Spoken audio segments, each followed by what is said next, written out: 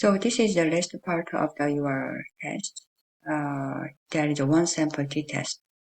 So one sample t-test is very simple, but I think that in this text, I have some confusion. So if you have another opinion, you can tell me. Here, they said the average of 3 hours of studying per week and per college credit.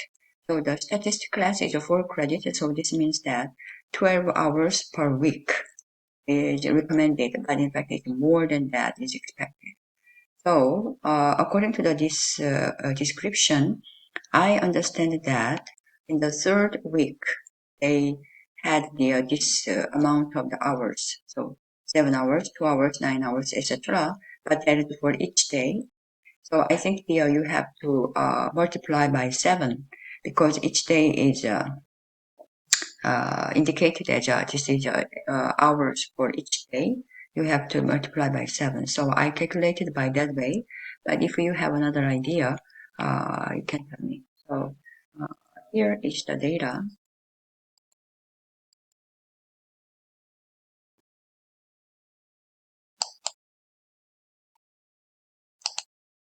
Here is the data. Okay, so as I said, I multiplied that number by 7.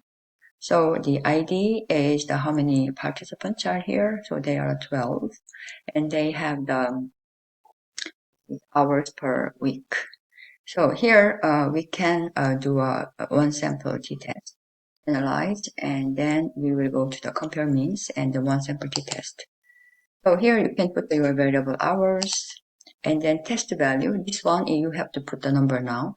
And as I said, there is 3 hours per credit, so 12 hours. You can put the 12 hours here. And then you can just run the test.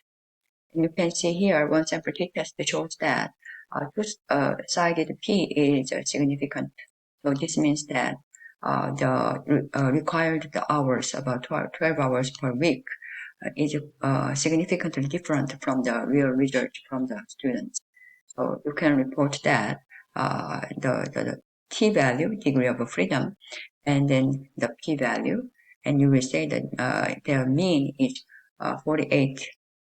83, and this is a mean differences is so big. So I'm not sure if this interpretation is correct.